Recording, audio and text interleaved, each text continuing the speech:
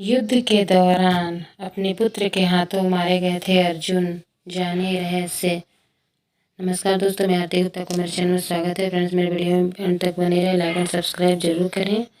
चलिए फ्रेंड्स, अब हम स्टार्ट करते हैं कि अर्जुन महाराज पांडु एवं रानी कुंती के तीसरे पुत्र थे। ये महाभारत के मुख्य पात्र में से एक वो द्रोणाचार्य के शिष्य थे। इनकी माता कुंती का एक नाम प्रथा था, जिस कारण अर्जुन पार्थ भी कहलाए। बहुत से लोगों को पता होगा कि अर्जुन की मृत्यु स्वर्ग की यात्रा के दौरान हुई थी, परंतु इसके पहले भी एक बार अर्जुन की मृत्यु हुई और वे पुनः जीवित हुए।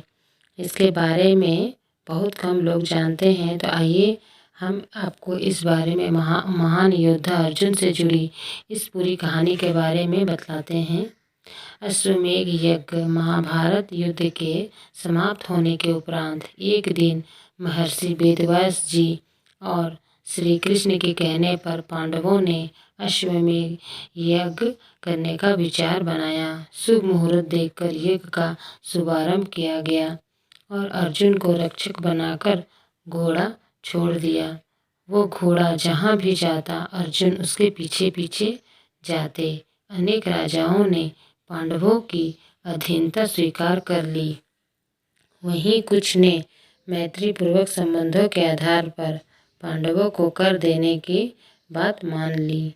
मणिपुर का राजा था अर्जुन का पुत्र किरात, मलेच्छ व यवन आदि देशों के राजा द्वारा यज्ञ को घोड़े में रोकना चाहा, तो अर्जुन ने उनके साथ युद्ध कर उन्हें पराजित किया। इस तरह विभिन्न देशों के राजाओं के साथ अर्जुन ने कई बार युद्ध करना पड़ा। यज्ञ का घोड़ा घूमते घूमते मणिपुर पहुंच गया। यहाँ की राजकुमारी चित्रांगा अर्जुन की पत्नी थी और उनके पुत्र का नाम बब्रुवाहन था।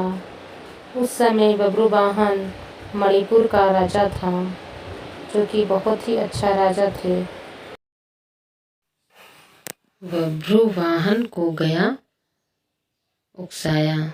जब बब्रुवाहन को अपने पिता अर्जुन के आने का समाचार मिला तो उनका स्वागत करने के लिए वो नगर के द्वार पर आया। उसके पुत्र बब्रुवाहन को देखकर अर्जुन ने कहा कि मैं इस समय यज्ञ के घोड़े की रक्षा करता हुआ तुम्हारे राज्य में आया हूँ, इसीलिए तुम मुझसे युद्ध करो। जिस समय अर्जुन बब्रुवाहन से यह बात कर रहा था, उस समय नाग कन्या उल्पी भी वहां आ गई। उल्पी भी अर्जुन की पत्नी थी। उल्पी भी बब्रुवाहन को अर्जुन के साथ युद्ध करने के लिए उकसाया। अपने ही पुत्र के हाथों मारे गए अर्जुन। अपने पिता अर्जुन व सौतेली माँ उल्पी के कहने पर बब्रुवाहन युद्ध के लिए तैयार हो गया।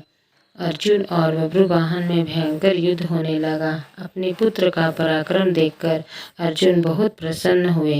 बब्रुवाहन उस समय युवक ही था।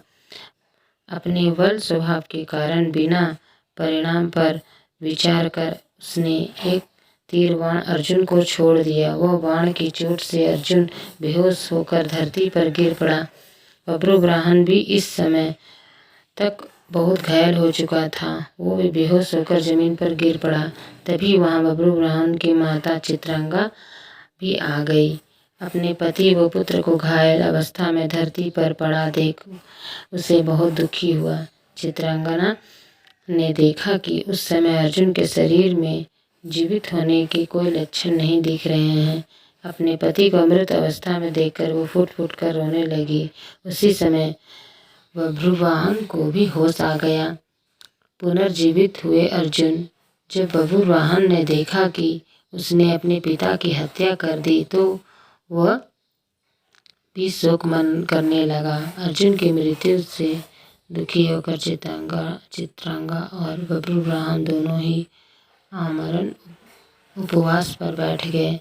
जब नागकन्या उल्पी ने देखा कि चित्रांगा और बब्रुवाहन आमरण उपवास कर बैठे हैं, तो उसने संजीवनी मणि का स्मरण किया। उस मणि के हाथ में आते ही उल्पी ने बब्रुवाहन से कहा कि यह मणि अपने पिता अर्जुन की छाती पर रख दो। बब्रुवाहन ने ऐसा ही किया। वो मणि छाती पर रखते ही अर्जुन जीवित हो उठे। उल्पी ने बताई पूरी घटना। अर्जुन द्वारा पूछने पर उल्पी ने बताया कि यह मेरी ही मोहिनी माया थी। उल्पी ने बताया कि छल पूर्वक भीष्म का वध करने के कारण वसु, एक प्रकार का देवता है, आपको श्राप देना चाहते थे। ये बात मुझे पता चल गई तो मैंने ये बात अपने पिता को बताई। उसने वसुओं के पास जाकर ऐसा न करने की प्रार्थना की। तब वसुओं ने प्रसन्न होकर कहा कि मणिपुर का राजा बब्रुवाहन अर्जुन का पुत्र है। यदि वो बाण से अपने पिता का वध कर देगा तो अर्जुन को अपने पाप से छुटकारा मिल जाएगा। आपको वसुओं के श्राप से बचाने के लिए मैंने मोहिनी माया दिखाई है। इस प्रकार पूरी बात जानकर अर्जुन, बब्रुवाहन और चित्रांगना भी प्रसन्न हो गए। अर्जुन ने बब्रुवाहन को अश्वमेध यज्ञ में आने का निमंत्रण दिया और पुनः यात्रा पर चले गए। Thanks for watching. इसी तरह मेरे चैनल बने रहे, लाइक एंड सब्सक्राइब करते रहें फ्रेंड्स। अब हम लोग मिलते हैं नेक्स्ट वीडियो में। Thank you, bye bye.